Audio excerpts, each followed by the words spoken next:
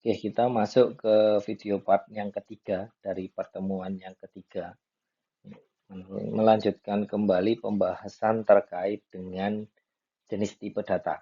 Ya, kalau di part kedua sudah disampaikan terkait dengan tipe data dasar, ada integer, ada string, ada karakter, ada real, dan ada boolean. Nah, selanjutnya di pertemuan ketiga ini, pertemuan di video part yang ketiga ini, kita akan membahas terkait dengan tipe data bentukan. Nah, ini yang dimaksud dengan tipe data bentukan itu seperti apa. Nah, jadi silahkan nanti ditonton lagi, disimak lagi, silahkan dipelajari terkait dengan tipe data bentukan. Kita akan lihat bedanya dengan tipe data dasar itu seperti apa. Ya. Oke, ini definisi dari istilah tipe data bentukan. Jadi, tipe data bentukan adalah tipe data yang didefinisikan sendiri oleh pemrogramnya. Jadi, dari tipe data dasar tadi, itu kita bisa membuat sebuah tipe bentukan. Ada dua model dari tipe bentukan ini. Yang pertama, tipe data dasar yang diberi tipe nama baru. Gitu ya. Kemudian yang kedua namanya tipe terstruktur. Ada dua bentuk. Gitu ya. Jadi tipe data dasar, tapi kita namai dengan istilah kita sendiri untuk mempermudah kita. Atau ada namanya tipe terstruktur. Tipe terstruktur itu berarti nanti di dalamnya akan ada tipe-tipe yang lain. Jadi saya punya tipe besar, di dalamnya ada tipe-tipe kecilnya lagi. Nah, seperti apa gambarannya? Ini akan dijelaskan di slide-slide selanjutnya.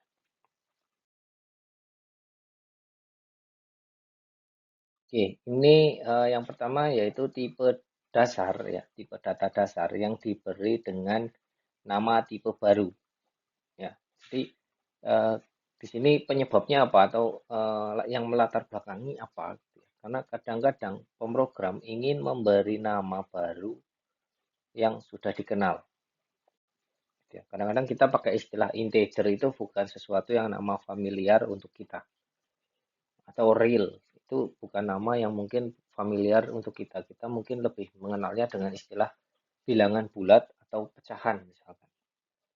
Maka kita bisa nih mengganti atau merename istilahnya ya, merename tipe data dasar dengan nama yang baru, yang mungkin membuat kita lebih mudah. Nah, jadi di sini misalkan eh, untuk melakukan hal tersebut, kita harus di bagian depan itu harus kita tambahkan kata type. Ya. Ini untuk mendeskripsikan tipe baru.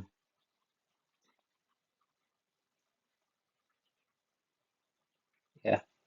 Jadi di sini misalkan type bilangan bulat itu adalah integer. Sehingga di bawah-bawahnya ya. Ini misalkan saya punya variabel p, itu saya bisa pakai nama istilah bilangan bulat. Itu artinya sama seperti p itu punya tipe data integer. Gitu ya. Cuma integer ini sudah kita ganti dengan bilangan bulat, sehingga kita bisa mengganti istilah integer dengan istilah bilangan bulat. Atau misalkan bilangan real gitu ya. Type pecahan. Kan lebih enak kayaknya kita lebih familiar dengan istilah pecahan atau angka desimal gitu ya, boleh aja gitu ya. Itu suka-suka kita gitu. Kita memberikan namanya itu tidak ada aturan yang baku gitu ya. Hanya ada aturan penamaan aja gitu ya. Aturan penamaannya sama seperti menamai variabel gitu ya. Jadi tidak ada aturan harus kalau real itu harus pecahan gitu ya. Itu enggak harus. Real itu bisa kalian ganti dengan nama bilangan desimal, angka desimal atau mungkin nama kalian sendiri ya enggak apa-apa itu boleh aja gitu kan. Misalkan terus kemudian saya punya variabel rata-rata ya, tipe datanya adalah pecahan. Maka secara otomatis nanti ketika hitung-hitungan ya rata-rata misalkan dia menghasilkan hitung-hitungannya misalkan menghasilkan nilai eh, 5,25 ya pasti akan disimpan juga.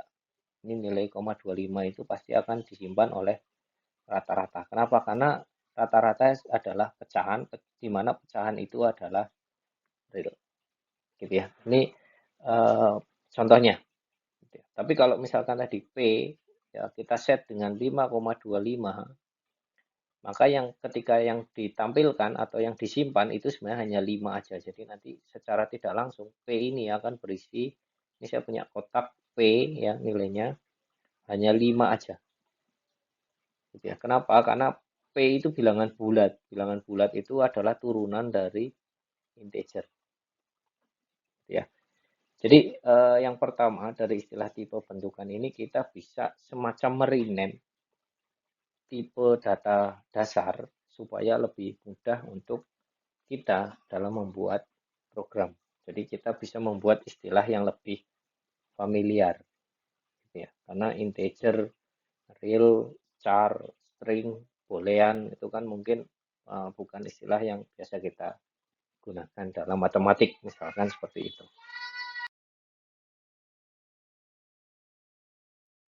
Nah, kemudian untuk tipe bentukan yang kedua itu ada istilah tipe bentukan atau tipe data terstruktur.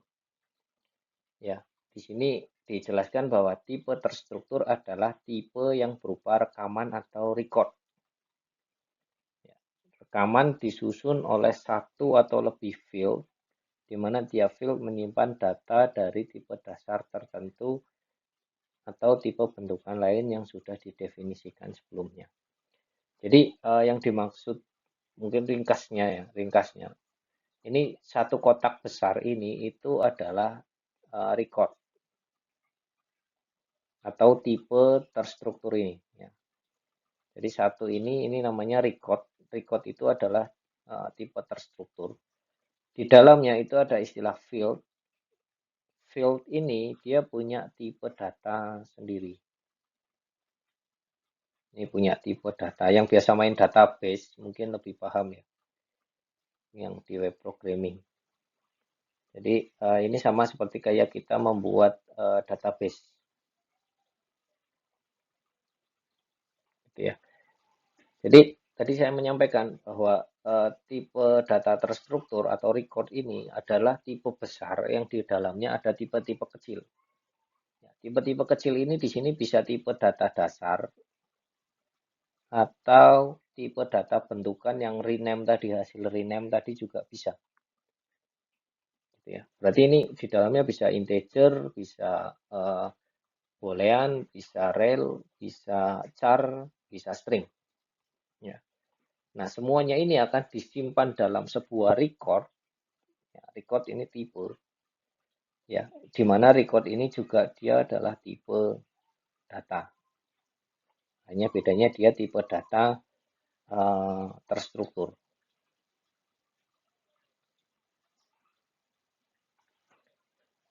Nah, untuk lebih jelasnya mungkin kita lihat contoh di slide selanjutnya saja. Oke, ini contoh yang pertama ya, terkait dengan tipe data terstruktur atau record. Ya, saya kasih tulisan di sini record, biar lebih mudah diingat.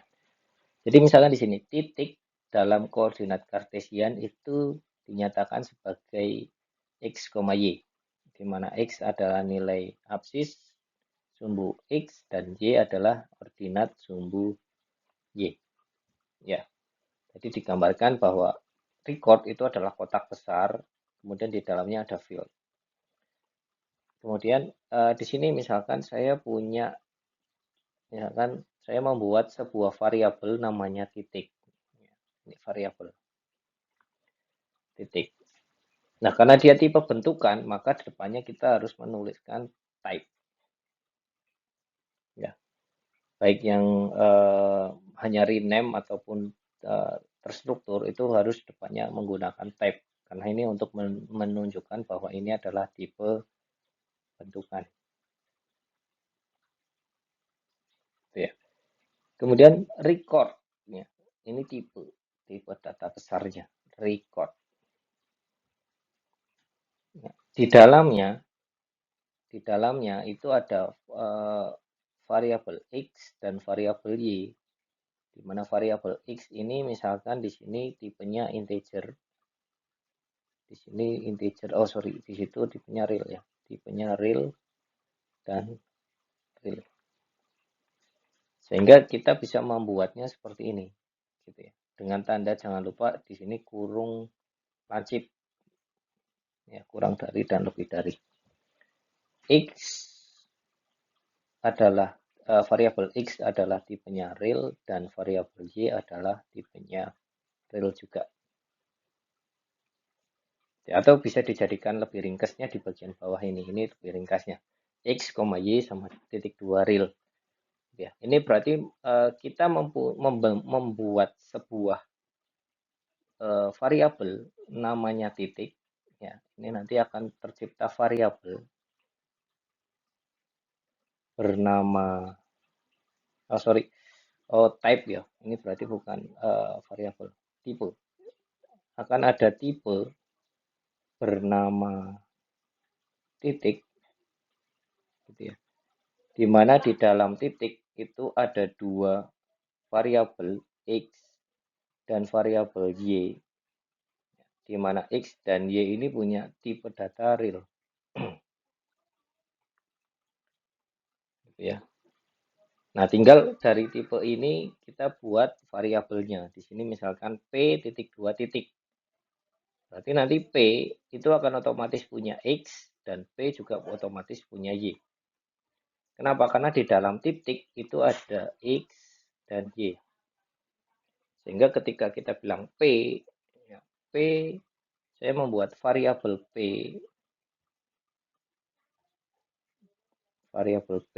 bertipe titik, maka otomatis P ini akan punya nilai X dan P ini punya nilai Y. Nah, bagaimana cara mengaksesnya? Mengakses nilai X dan Y ini pakai titik. P titik X ini untuk mengakses nilai X, ya, dan P titik Y ini untuk mengakses nilai Y. Ya. Jadi untuk mengakses field-nya, kita menggunakan titik variabel, titik, kemudian ini isinya. Isi dari record ya. Gitu.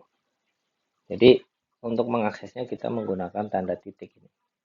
Titik ini pasti akan selalu dipakai kalau untuk tipe data record.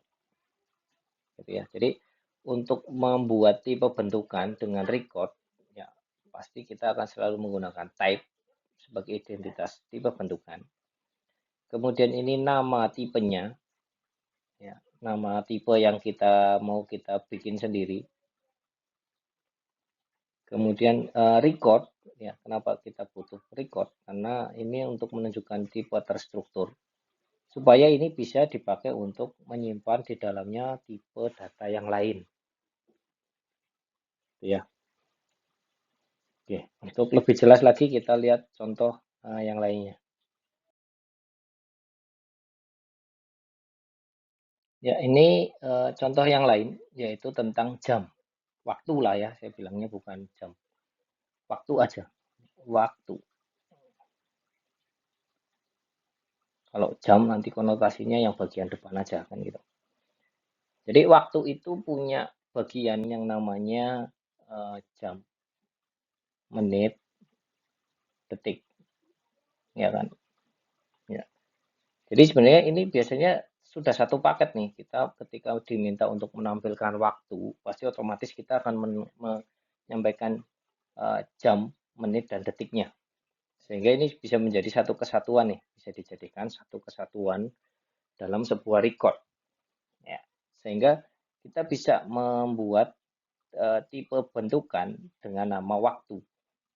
Misalkan, ya ini di sini jam, tapi saya lebih suka prefernya recordnya adalah waktu. Jadi kalau misalkan pakai waktu ya berarti type. Ya, jangan lupa selalu type waktu. Ya, kemudian titik 2 record. karena kita mau menjelaskan bahwa waktu ini adalah tipe terstruktur, record. Kemudian di dalamnya itu ada yang namanya jam.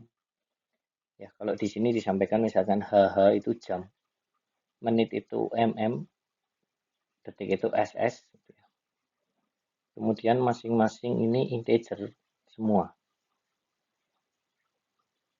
Artinya dia tidak menyimpan bilangan koma-koma. Gitu ya.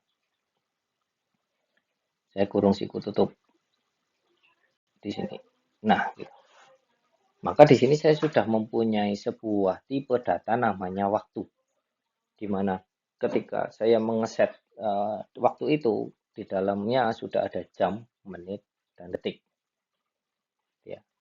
Sehingga ketika digunakan, misalkan di sini berarti J.2 waktu. Maka saya bilang bahwa variabel J itu adalah tipenya waktu. Sehingga J itu akan punya J, HH, J, MM, dan J, SS. Jadi semua yang ada di dalam waktu, ya, ini semuanya akan dimiliki oleh variabel J. Untuk mengaksesnya pakai tanda titik. Ya, misalkan saya mau mengeset ini, contohnya 12, 4, 5, 10. Misalkan saya mau mengeset itu. Berarti nanti JHH ini saya set nilainya 10, JMM ini 45, JSS ini nilainya 10.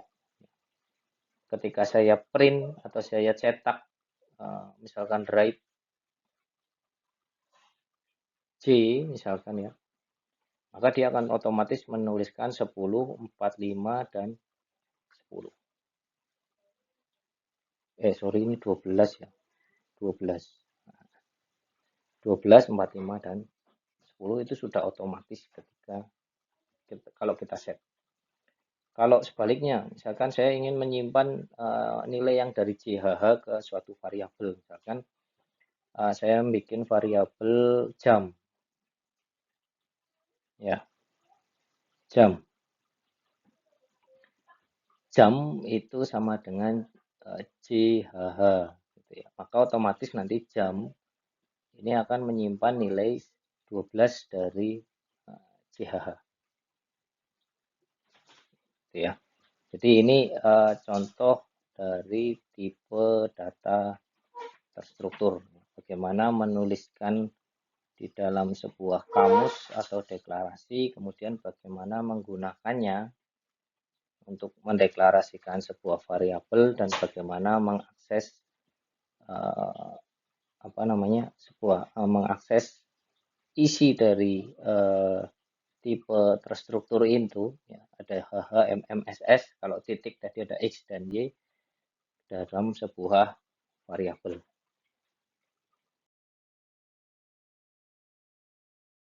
Oke, ini untuk latihan yang ketiga. Waduh, sudah latihan soal aja. Ya, ini bisa lebih cepat, ini lumayan, 18 menit.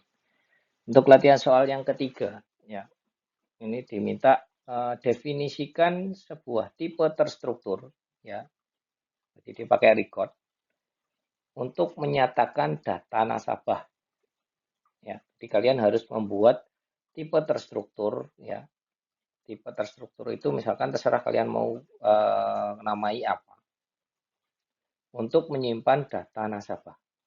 Nah, kemudian yang ada di dalam tipe tersebut itu yang diminta ada field, ada nomor, account, nama nasabah, alamat nasabah, kota nasabah, nomor telepon nasabah.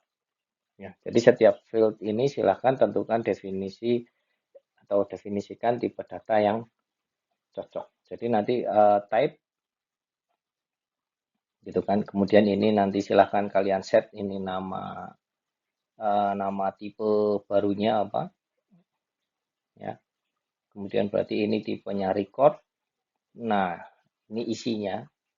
Silahkan kalian tipe datanya apa gitu ya. Ini yang perlu kalian cari tahu. Kemudian selain definisikan, contohkan juga variabel ya yang dideklarasikan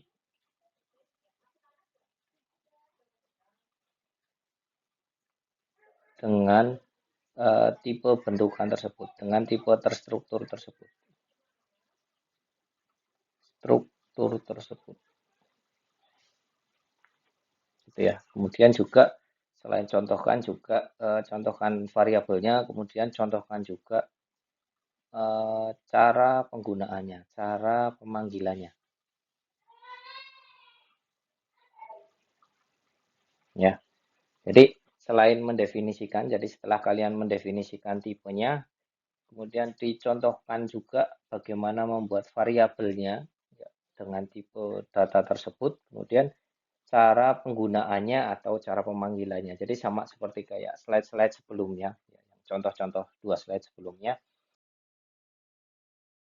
itu nanti silakan kalian contohkan untuk soal yang ini, gitu ya. Oke, untuk part yang ketiga ini bisa lebih cepat sedikit, ya, separuhnya, jadi 20 menit, lumayan, tidak terlalu lama.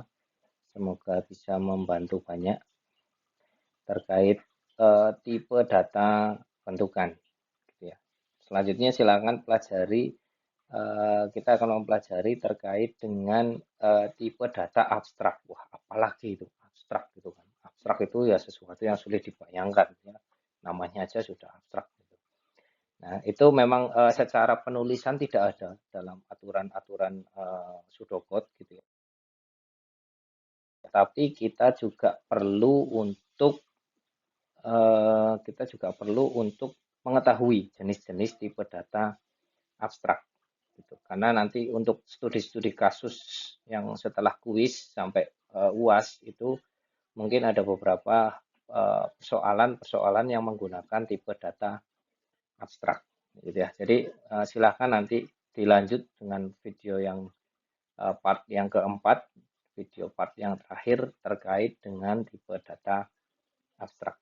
Oke, mungkin itu saja yang bisa saya sampaikan di part yang ketiga ini terkait dengan tipe data bentukan. Saya tutup, terima kasih dan salam.